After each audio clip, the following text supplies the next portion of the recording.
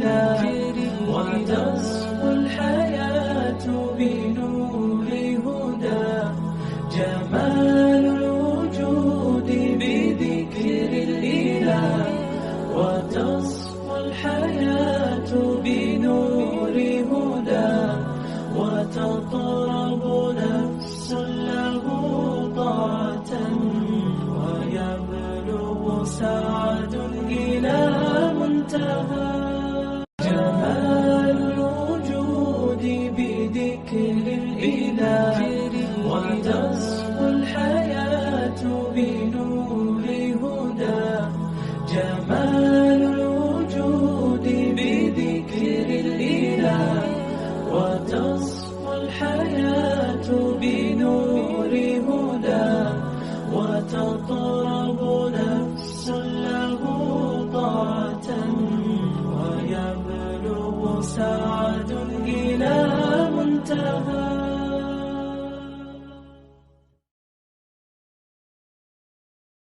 السلام علیکم ورحمۃ اللہ وبرکاتہ. الحمد للہ رب العالمین والصلاة والسلام علی رسولہ الامین وعلی آلہ واصحابہ ومن تبعہم بإحسان الی یوم الدین. اعوذ باللہ من الشیطان الرجیم. بسم اللہ الرحمن الرحیم. الہاکم التکاثر حتی زرتم المقابر کلا سوف تعلمون ثم كلا سوف تعلمون كلا لو تعلمون علم اليقين لترون الجحيم ثم لترونها عين اليقين ثم لتسألن يومئذ عن النعيم. کثرت طلبین نے تم کو غافل کر دیا یہاں تک کہ تم نے قبروں کی زیارت کر لی. ہرگز نہیں، جلد ہی تم جان لو گے. پھر ہرگز نہیں، جلد ہی تم جان لو گے. ہرگز نہیں، اگر تم جان لیتے یقین کا جاننا. لَتَرَوُنَّ الْجَحِيمَ، البتہ ضرور تم دیکھو گے جہنم کو. پھر البتہ ضرور تم اس کو دیکھو گے یقین کی آنکھ سے. پھر البتہ ضرور تم پوچھے جاؤ گے اس دن نعمتوں کے بارے میں. عزیز مشارکین و مشارکات، ناظرین و ناظرات، یہ وہ صورت ہے جس کا نام سورہ التکاثر ہے. یہ صورت مکی صورت ہے اور اس صورت کا نام اس صورت کی پہلی آیت الہاکم التکاثر سے ماخوذ ہے. اس صورت کا مرکزی مضمون یہ ہے کہ انسان جب آخرت فراموشی میں گرفتار ہو جاتا ہے، آخرت کو بھول جاتا ہے، تو پھر وہ دنیا کو سب کچھ سمجھ لیتا ہے اور مال کی حرص اس کی زندگی میں داخل ہو جاتی ہے، یہاں تک کہ موت اس کی زندگی کے دروازے پر دستک دیتی ہے، تب بھی مال کی حرص اس میں کچھ کم نہیں ہوتی ہے. تو اس صورت میں بتلایا گیا کہ آخرت فراموشی کا نقصان کیا ہے اور آخرت فراموشی کی وجہ سے انسان کے اندر کیسے کیسے بگاڑ اور کیسے کیسے فساد داخل ہوتے ہیں. اس کا تقریباً وہی مضمون ہے جو اس سے پہلے ہم سورہ الہمزہ میں پڑھے تھے کہ انسان جب آخرت فراموشی میں گرفتار ہو جاتا ہے تو مال کی محبت اس میں داخل ہو جاتی ہے، اور جب مال کی محبت اس میں داخل ہو جاتی ہے تو اس کی وجہ سے بہت ساری خرابیاں اس کی زندگی میں داخل ہو جاتی ہیں. اللہ عز و جل نے اس صورت کے آغاز میں فرمایا الہاکم التکاثر. الہا یعنی غافل کر دیا، کم یعنی تم کو غافل کر دیا التکاثر کثرت طلبی نے. یہاں پر کثرت طلبی کس چیز کی ہے اس کا ذکر نہیں کیا گیا ہے، یعنی مفعول کا ذکر نہیں کیا گیا ہے کہ کس چیز کی کثرت طلبی نے انسان کو غافل کر دیا ہے۔ یہاں دو باتیں ہیں، پہلی بات غافل کرنے سے مراد کیا ہے، اور دوسری چیز یہ ہے کہ کس چیز میں کثرت طلبی ہے۔ غافل کرنے سے مراد یعنی کسی ایسی چیز کی کثرت طلبی جو انسان کو اللہ کی اطاعت سے غافل کر دے، جو اللہ عز و جل کی رضا سے خوشنودی سے اسے غافل کر دے، اور وہ حلال و حرام کی تمیز کے بغیر اس چیز میں مصروف ہو جائے، یہ وہ عمل ہے جسے غفلت سے تعبیر کیا گیا ہے۔ غافل کر دیا تم کو، یعنی اللہ کی اطاعت سے غافل کر دیا تم کو کثرت طلبی نے۔ اب سوال یہ ہے کس چیز کی کثرت طلبی نے؟ یہاں پر مفعول کو حذف کر دیا گیا ہے، یہ بتلانے کے لیے، اس کے عموم کو بتلانے کے لیے کہ اس کے اندر مال کی کثرت طلبی بھی ہو سکتی ہے، اولاد کی کثرت طلبی بھی ہو سکتی ہے، اور اسی طریقے سے جاہ اور منصب کی کثرت طلبی ہو سکتی ہے، بلکہ ہر اس چیز کی حرص اور ہر اس چیز کی کثرت طلبی ہو سکتی ہے جو انسان کو اللہ کی اطاعت سے غافل کر دے اور اللہ تعالیٰ کی اطاعت سے دور کر دے۔ لیکن ایک حدیث میں یہ وارد ہے کہ جیسا کہ عبداللہ ابن شخیر رضی اللہ تعالی عنہ بیان کرتے ہیں کہ میں ایک روز نبی اکرم صلی اللہ علیہ وسلم کی خدمت میں پہنچا تو میں نے دیکھا آپ صلی اللہ علیہ وسلم الہاکم التکاثر کی تلاوت فرما رہے تھے۔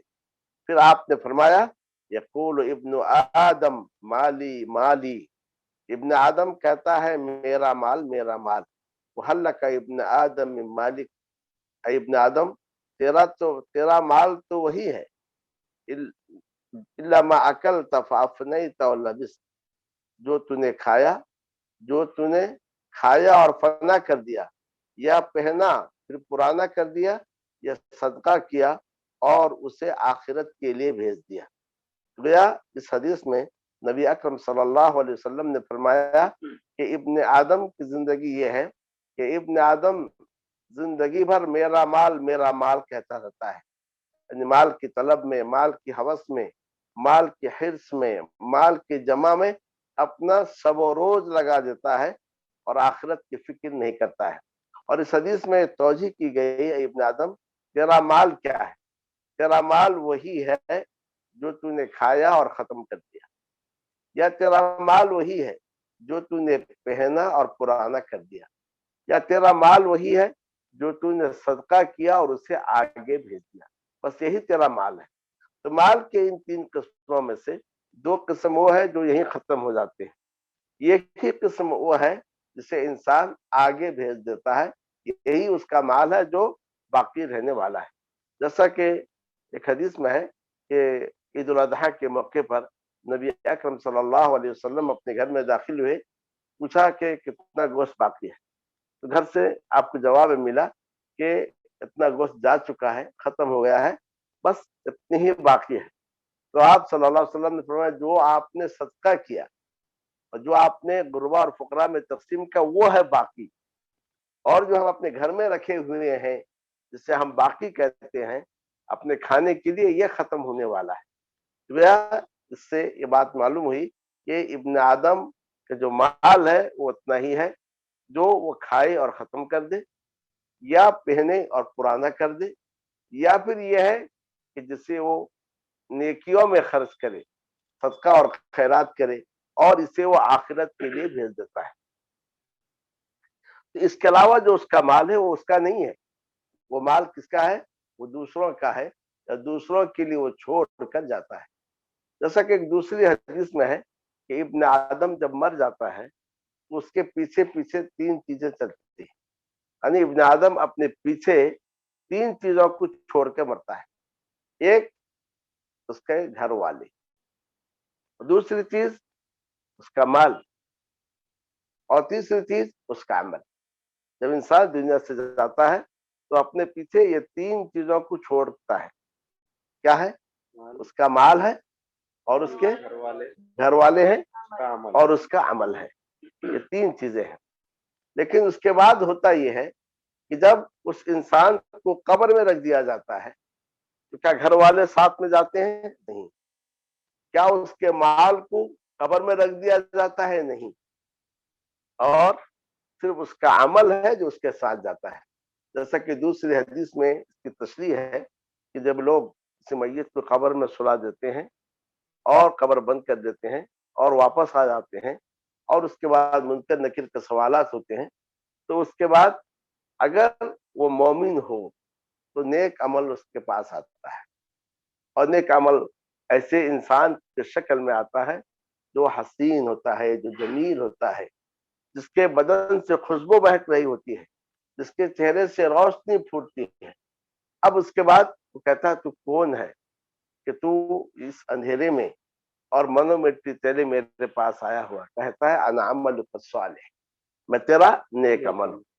ایسے ہی وہ انسان اگر کافر ہو، وہ انسان اگر منافق ہو، تو اس کا عمل کہ کفر، اس کا نفاق کے سامنے ایک ڈراونے انسان کی شکل میں آتا ہے، اس کے کپڑے میلے کچیل ہوتے ہیں اور اس کے بدن سے بدبو مہک رہی ہوتی ہے، جس کو دیکھنے سے ڈر جائے انسان.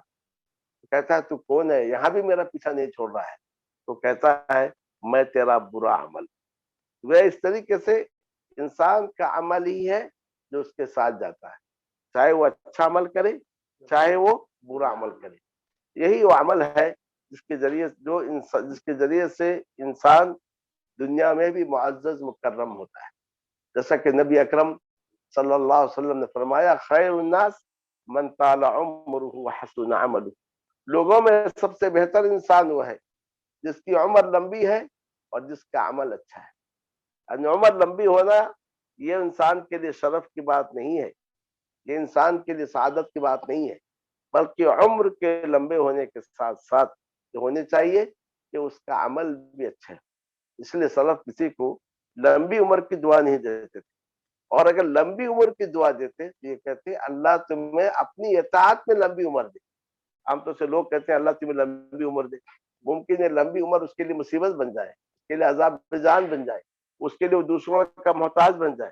تو آپ کہیں اللہ تمہیں اپنی اطاعت میں لمبی عمر دے. وہ لمبی عمر کے ساتھ کیا ہونا چاہیے؟ عمل اچھا ہو. اس سے انسان خیر الناس بنتا ہے کہ لوگوں میں سب سے اچھا انسان بن جاتا ہے.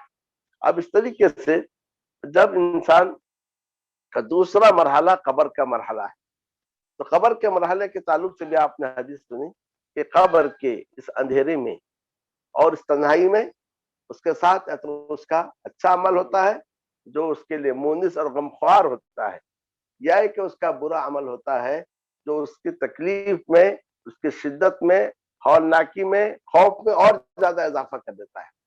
اور قیامت کے روز کے تعلق سے اللہ عز و جل نے فرمایا وَمَن يَعْمَلْ مِثْقَالَ ذَرَّةٍ خَيْرًا يَرَهُ وَمَن يَعْمَلْ مِثْقَالَ ذَرَّةٍ شَرًّا يَرَهُ. تو ہمارا یہ عمل ہے جو دنیا میں بھی ہمیں خیر الناس بناتا ہے، اور ہمارا یہ عمل ہے جو قبر میں بھی ہمارے ساتھ ہوتا ہے، اور یہی وہ عمل ہے جو کل میدان محشر میں بھی انسان کا ساتھ دے گا، اور انسان اپنے اپنے اعمال کے مطابق پسینے میں ڈوبے ہوئے ہوں، اور اس طریقے سے اسی کے مطابق انہیں خوف اور دہشت چھایا ہوا ہوگا. تو الغرض تو اس آیت میں تفسیر جو اس حدیث میں تکاثر کی تفسیر مال سے کی گئی ہے. تو میں نے آپ سے کہہ رہا تھا کہ آیت میں اللہ تعالیٰ نے فرمایا الہاکم التکاثر، کہ کثرت طلبی نے تمہیں غافل کر دیا. اب کس چیز کی کثرت طلبی؟ یہ سوال آتا ہے. تو کیا مال کی کثرت طلبی، یا اولاد کی کثرت طلبی، یا جاہ اور منصب کی کثرت طلبی، یا کہ علم کی کثرت طلبی؟ کس چیز کی کثرت طلبی؟ حتیٰ کہ بہت سارے لوگ علم اس لیے حاصل کرتے ہیں، اس لیے نہیں اللہ کے اطاعت کریں، اس لیے نہیں، اس لیے کہ اس سے زیادہ کمائیں، یا کہ اس سے زیادہ اپنے وقت میں، اپنے مرتبہ میں اضافہ کریں، اپنے مقام میں اضافہ کریں. تو گویا ساری کی ساری چیزیں تکاثر میں داخل ہیں. شرط یہ ہے ہر اس چیز کی کثرت طلبی جو انسان کو اللہ تعالیٰ کی اطاعت سے غافل کر دے، وہ اس کے اندر داخل ہے. تو یہ تو ہم نے عموم معنی کیا، لیکن حدیث سے بات معلوم ہوتی ہے کہ یہاں پر کثرت طلبی سے مراد کیا ہے؟ مال کی کثرت طلبی. یہیں سے ہم یہ کہتے ہیں کہ قرآن مجید کی سب سے بہترین شرح حدیث شریف ہے، کیونکہ اللہ عز و جل نے فرمایا وَأَنزَلْنَا إِلَيْكَ الذِّكْرَ لِتُبَيِّنَ لِلنَّاسِ مَا نُزِّلَ إِلَيْهِمْ، ہم نے آپ پر قرآن نازل کی تاکہ آپ لوگوں کے لیے اس چیز کو بیان کرے جو ان کی طرف جسے نازل کیا گیا ہے۔ تو گویا قرآن کی تشریح، قرآن کی توضیح، قرآن کی تفسیر کس سے ہوتی ہے؟ حدیث شریف سے ہوتی ہے۔ اگر کوئی یہ کہے کہ ہمیں قرآن کافی ہے، حدیث کی ضرورت نہیں ہے، تو اس کا مطلب وہ قرآن کو سمجھ نہیں سکتا ہے۔ قرآن میں نماز کا حکم دیا گیا ہے، لیکن نماز کا طریقہ قرآن نے کہا ہے۔ قرآن میں زکوٰۃ کا حکم دیا گیا ہے، لیکن زکوٰۃ کے تفاصل قرآن نے کہا ہے۔ قرآن میں روزے کا حکم دیا گیا ہے، روزے کے تفاصل قرآن نے کہا ہے۔ گویا اس طرح سے معلوم ہے کہ قرآن حدیث کے بغیر قرآن کی تفسیر ہو نہیں سکتی، اور انسان صحیح طور سے قرآن کو سمجھ نہیں سکتا۔ اسی لیے اللہ تعالیٰ نے جہاں قرآن مجید کی حفاظت کی، وہیں رب العالمین نے قرآن مجید کی جو تشریح ہے یعنی حدیث شریف کی بھی اللہ تعالیٰ نے حفاظت کی۔ تو گویا اس حدیث سے بات معلوم ہوئی کہ الہاکم التکاثر، کثرت طلبی نے تمہیں غافل کر دیا۔ یہاں کثرت طلبی سے مراد کیا ہے؟ مال کی کثرت طلبی، مال کی حرص، اور مال کے حاصل کرنے میں ایک دوسرے سے سبقت لے جانے کی کوشش، یہ ایسی چیز ہے جس نے انسان کو اللہ تعالیٰ کی اطاعت سے غافل کر دیا۔ یہ پہلا اول معنی ہے، لیکن اس کے ساتھ دوسری چیزیں بھی آ جاتی ہیں جس سے انسان اس کی حرص میں پڑھ کر انسان اللہ کی اطاعت سے غافل ہو جاتا ہے۔ اس کے بعد اللہ رب العالمین نے فرمایا حَتَّى زُرْتُمُ الْمَقَابِرَ، یہاں تک کہ تم نے قبروں کی زیارت کری۔ قبروں کی زیارت سے مراد کیا ہے؟ یہاں قبروں کی زیارت سے مراد یہ ہے کہ قبر میں پہنچنے کی عمر آ چکی، یعنی تمہیں قبر میں داخل کر دیا گیا، یعنی انسان مرنے تک، جیسا ہم نے کہا کہ موت اس کی زندگی کے دروازے پہ دستک دے رہی ہے، ابھی تک اسے ہوش نہیں، مال کے چکر میں پڑا ہوا ہے، یعنی یہاں تک کہ تم اس عمر کو پہنچ گئے جس عمر میں انسان دنیا سے رخصت ہو جاتا ہے۔ اس عمر کو پہنچنے کے باوجود بھی تمہارے اعضاء جواب دے چکے ہیں، اس کے باوجود بھی بستر پہ لیٹے ہوئے ہو، اس کے باوجود بھی مال کی فکر میں لگے ہوئے ہو اور مال کے چکر میں پھنسے ہوئے ہو۔ حتی زرتم المقابر، یہاں تک کہ تم نے قبروں کی زیارت کر لی، یعنی یہاں تک کہ تمہیں موت بھی آ گئی، تمہیں موت کے قریب پہنچ چکے ہو، اس کے باوجود بھی جو ہے تم مال دولت کی حرص میں پڑے ہوئے ہو۔ تو گویا یہ حرص ہے، چاہے وہ مال کی حرص ہو، چاہے وہ منصب اور کرسی کی حرص ہو۔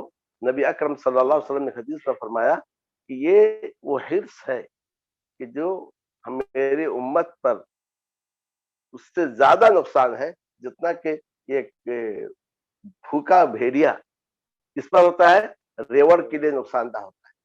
بھوکا بھیڑیے کو اگر بکری مل جائے تو کیسے جھپٹتا ہے، اس طریقے سے یہ جو حرص ہے کہ مال کی حرص اور منصب کی حرص، یہ ایسی حرص ہے جس سے انسان کے دین کو اور اس کے شرف کو کیا ہے نقصان پہنچتا ہے۔ اس کے بعد اللہ تعالیٰ نے فرمایا کَلَّا سَوْفَ تَعْلَمُونَ، ہرگز نہیں، جلد ہی تم جان لو۔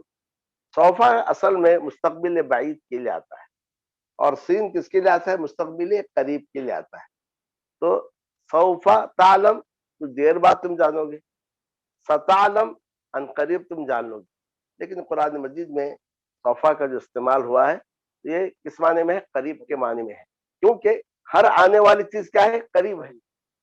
آپ دیکھیں گے، آپ بچے بچپن میں تھے، لڑکپن میں تھے، اب آپ جوانی میں پہنچ چکے ہیں، بہت سارے ہیں کہ جوانی سے آگے کے مرحلے میں پہنچ چکے ہیں، دیکھتے دیکھتے زندگی ختم ہو جاتی ہے، کیونکہ ہر آنے والی چیز کیا قریب ہے، اس لیے اس کا ترجمہ کریں گے قریب، کہ ہرگز نہیں جلد ہی تم جان لو گے۔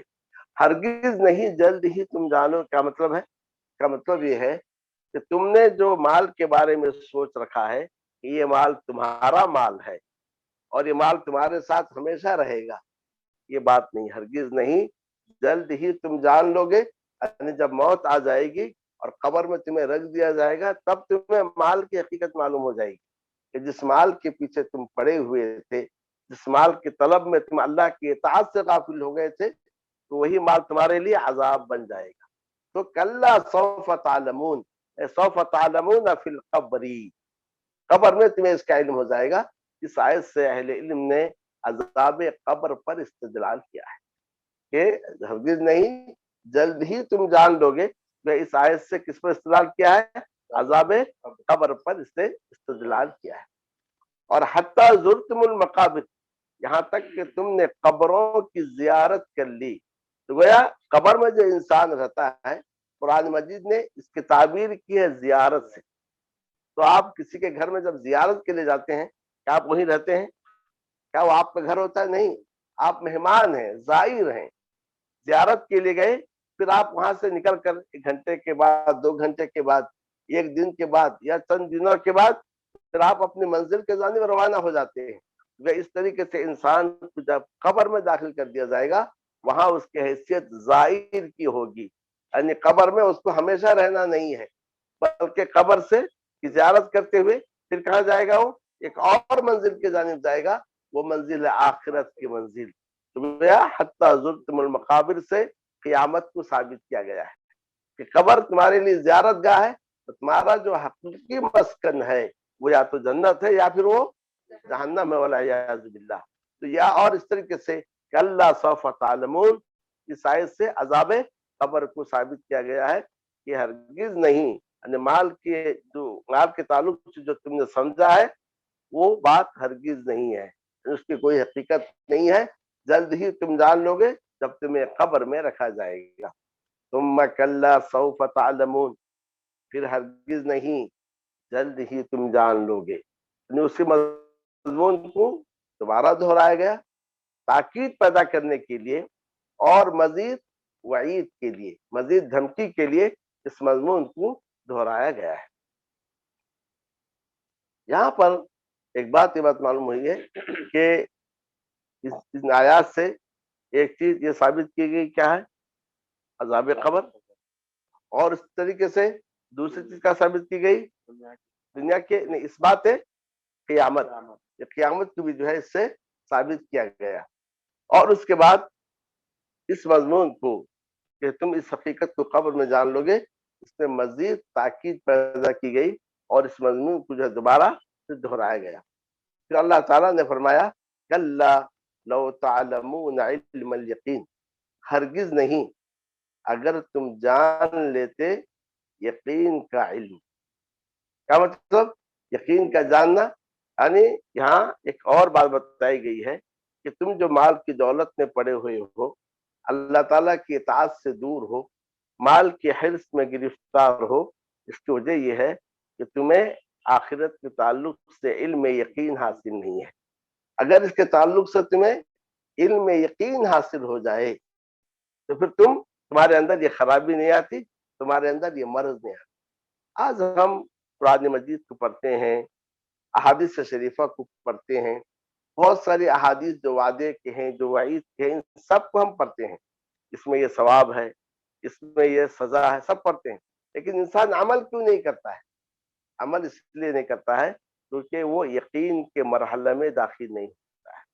یاد رکھیں کہ یقین ہونی چاہیے، جو چیزیں قرآن میں وارد ہیں اور جو چیزیں نبی اکرم صلی اللہ علیہ وسلم کی زبان سے ہم تک پہنچی ہے، ہمیں چاہیے ان باتوں پر یقین کریں۔ اگر ہم ان باتوں پر یقین کریں گے تو پھر ان پر عمل کرنا ہمارے لیے سہل اور آسان ہو جائے گا۔ یہی وہ دولت تھی جو صحابہ کرام کے پاس موجود تھی۔ نبی اکرم صلی اللہ علیہ وسلم کی زبان سے کوئی بات سن لیتے، یقین ہو جاتا کہ یہ چیز ہونے والی ہے۔ جیسا کہ نبی اکرم صلی اللہ علیہ وسلم ایک مطلب ابو رضی اللہ عنہ سے کہا، وہ صدقہ فطر یعنی جو کھجور تھے جو صدقہ فطر میں دی گئے تھے اس کی حفاظت پر مامور تھے۔ رات کو ایک شخص آیا اور کھجور کو جو ہے اپنے بورے میں جو ہے داخل کرنے لگا، تو پکڑ لی، کہا میرے بچے بھوکے ہیں، میں بھوکا ہوں، گھر میں پریشانی ہے، اسی لیے میں آتا، تو رحم کی طرف پہ چھوڑ دی۔ جا کر نبی صلی اللہ علیہ وسلم سے اس کا ذکر کیا تو آپ صلی اللہ علیہ وسلم نے فرمایا کہ وہ جھوٹا ہے، پھر وہ آئے گا۔ ابو ہریرہ رضی اللہ تعالیٰ کہتے ہیں کہ مجھے یقین تھا تو ضرور آئے گا۔ یقین کیوں تھا؟ اس لیے کہ نبی اکرم صلی اللہ علیہ وسلم نے اس کی خبر دی۔ یہ چیز چاہیے ہم جو حدیث پڑھیں کہ جیسا نماز کی اگلی اور پچھلی سنتوں کے بارے میں ہے کہ جو دن میں 12 رکعت، دن اور رات میں 12 رکعتیں پڑھے بغیر فرض کے، یعنی نماز کی قبلی اور بعدی سنتیں ہیں، اللہ عز و جل اسے جنت میں اس کے لیے گھر بنائیں گے۔ ہم بار بار حدیثیں پڑھتے ہیں لیکن ہم ان سنتوں کی پابندی کرتے نہیں ہیں۔ کیوں؟ ہمیں یقین نہیں ہے۔ تو یقین انسان کے اندر آ جائے تو پھر اس کے لیے عمل کرنا آسان ہو جاتا ہے، اور جب یقین نہ ہو تو پھر انسان دور ہوتا ہوا جاتا ہے۔ ایسے ہی ایک مرتبہ نبی اکرم صلی اللہ علیہ وسلم نے صحابہ کرام سے کہا، یہ فتح مکہ سے پہلے کا واقعہ ہے، کہ تم مکے کے راستے میں جاؤ، فلاں علاقے میں فلاں چشمے کے پاس ایک عورت ملے گی، اس کا حلیہ یہ ہے، اس کے پاس ایک خط ہے جس میں ایک راز ہے، اس خط کو واپس لے کر آؤ۔ صحابہ کرام گئے، انہوں نے پوچھا اس سے، کہا کیسی بات کر رہے ہو، میرے پاس کوئی خط نہیں ہے، تلاشی لیے کوئی خط ملا ہی نہیں ہے۔ انہوں نے کہا تمہارے پاس خط ہے، یا تو تم حوالے کر دو ورنہ ہم تمہارے جسم کی بھی تلاشی کر سکتے ہیں۔ کہا کیوں؟ کہا ہمارے نبی نے خبر دی ہے۔ کیا خبر دی ہے؟ کہ تمہارے پاس خط ہے۔ جب اس نے دیکھا یہ لوگ چھوڑنے والے نہیں ہیں، پھر اپنے بالوں کے اندر سے خط نکال کر اس کے حوالے کیا۔ تو صحابہ کرام کا ایمان اس انداز کا تھا، جو کچھ نبی اکرم صلی اللہ علیہ وسلم کی زبان سے سن لیتے اس پر انہیں یقین آ جاتا، جیسا کہ اللہ عز و جل نے نبی اکرم صلی اللہ علیہ وسلم کے بارے میں فرمایا، وما ينطق عن الهوى ان هو الا وحی یوحی، یہ نبی خواہشات سے بات نہیں کرتا ہے، نبی کی جانب ایک وحی، یہ تو ایک وحی ہے جو اس نبی کی جانب وحی کی جاتی ہے۔ تو گیا اس سے یہ بات معلوم ہوئی کہ انسان کے اندر جو خرابی پیدا ہوتی ہے ایک آخرت فراموشی کی وجہ سے، اور دوسری چیز کیا ہے؟ یقین کی کمی کی وجہ سے۔ قرآن مجید میں ایک جگہ اللہ عز و جل نے بنو اسرائیل کا ذکر کیا اور اس کے بعد بتایا کہ ان کو جو امامت کا درجہ ملا تھا وہ کس سے؟ صبر اور یقین کی وجہ سے۔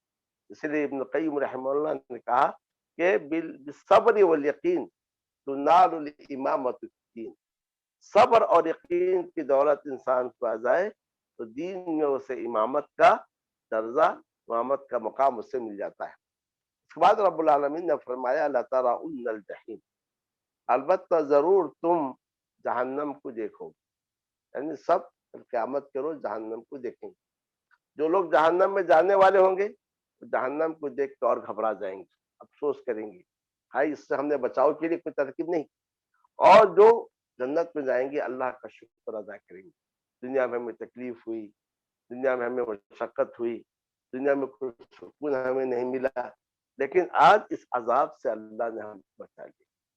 بعض روایت میں یہ بھی آتا ہے کہ دنیا کا ایک سب سے زیادہ عیش پسند انسان جہنم میں غوطہ لگا کے نکالا جائے گا، تو اس کے بعد کہا جائے گا کیا کبھی تم نے عیش دیکھا؟ کبھی میں نے عیش نہیں دیکھا، سارے کے سارے آرام کو بھول جائے گا۔ دنیا میں ایک انسان جو بالکل تکلیف سے رہا ہے، اس کو جب ایک بار جو ہے جنت کی سیر کرا دی جائے گی، وہ کہے گا دنیا میں مجھے کبھی کوئی تکلیف نہیں ہوئی۔ تو گیا یہ ہے ہماری آخری منزل، جنت ہے یا جہنم۔ ہمیں چاہیے کہ اللہ عز و جل سے دعا کرے، اے اللہ تو ہمیں جنت نصیب فرما، اور اے اللہ تو ہمیں جہنم سے بچا۔ بعض روایتوں میں ہے جب انسان دعا کرتا ہے اے اللہ مجھے جہنم سے بچا، جہنم سے اپنی پناہ میں رکھ، جہنم کہتے ہیں اللہ تو اسے مجھ سے بچا لے۔ اور جب کوئی دعا کرے جنت کے لیے اے اللہ تو مجھے جنت دے، جنت نصیب فرما، جنت کہتے ہیں اللہ تو اسے مجھے دے۔ ہمیں چاہیے ہمیشہ اپنی دعاؤں میں جنت اور جہنم، جنت طلب کرے اور جہنم سے اللہ کی پناہ طلب کرے۔ ثم لترونها عین الیقین، پھر البتہ ضرور تم اس کو دیکھو گے یقین کی آنکھ سے۔ یقین کی آنکھ سے مطلب یہ ہے کہ سر کی آنکھوں سے تم کس کو دیکھو گے؟ جہنم کو دیکھو گے۔ آج دنیا میں تمہیں جنت اور جہنم کے بارے میں بتایا جا رہا ہے لیکن تمہیں یقین نہیں ہو رہا ہے، لیکن کل ایک وقت آئے گا کہ جب تم اپنے سر کی آنکھوں سے یقینی طور پر کس کو دیکھو گے؟ جہنم کو دیکھو گے۔ اور آخر میں اللہ تعالیٰ نے فرمایا ثم لتسألن یومئذ عن النعیم، پھر تم البتہ ضرور اس دن پوچھے جاؤ گے نعمتوں کے بارے میں۔ اس آیت کے تعلق سے یہ ہے کہ ایک واقعہ بیان کرتے ہیں کہ ایک بار جو ہے نبی اکرم صلی اللہ علیہ وسلم مسجد نبی تشریف لائے، تو آپ نے دیکھا کہ دن کے وقت تشریف لائے تو مسجد میں ابوبکر رضی اللہ عنہ، عمر رضی اللہ تعالیٰ عنہ بیٹھے، تو آپ صلی اللہ علیہ وسلم نے ان سے پوچھا تھا کہ کس وجہ سے تم نکلے، تو کہا کہ ہم جو ہے بھوک کی وجہ سے نکلے۔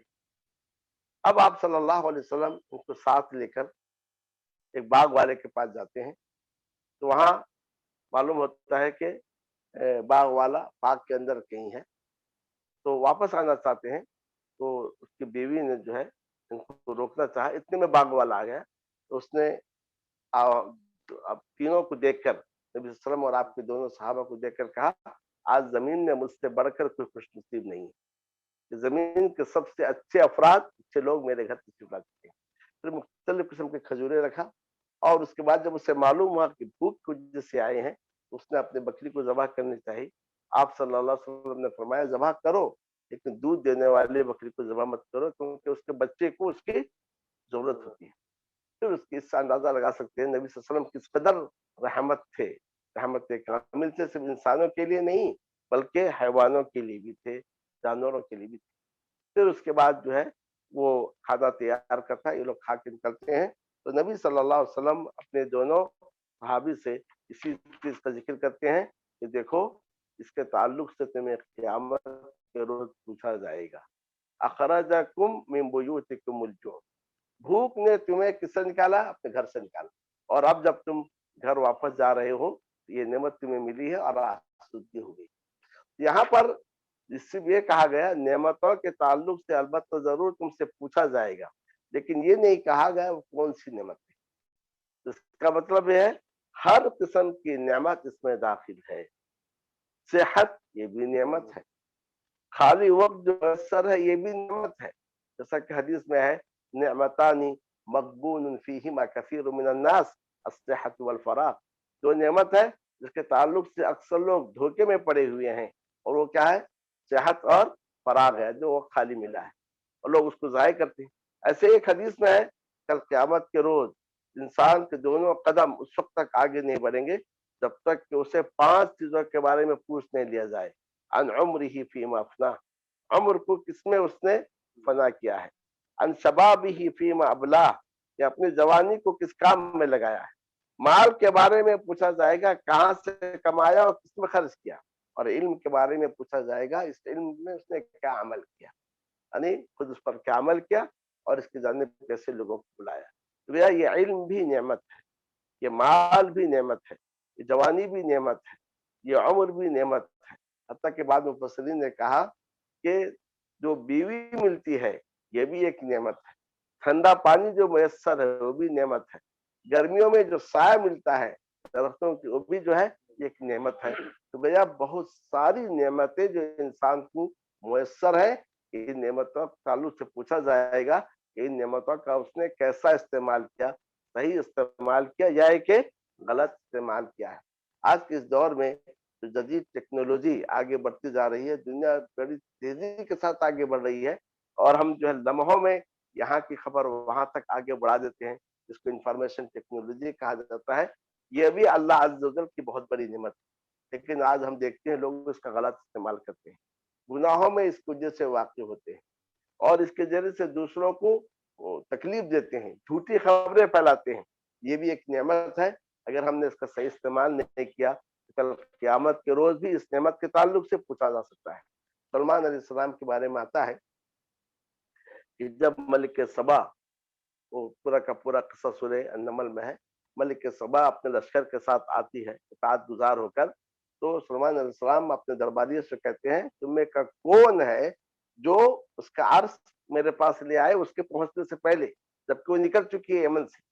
تو اس موقع پر ایک جن یہ کہتا ہے کہ آپ کے اپنی جگہ سے کھڑنے سے پہلے میں لے آؤں۔ دوسرا شخص جس کے پاس علم تھا وہ کہتا ہے کہ آپ کے پلک جھپکنے سے پہلے میں حاضر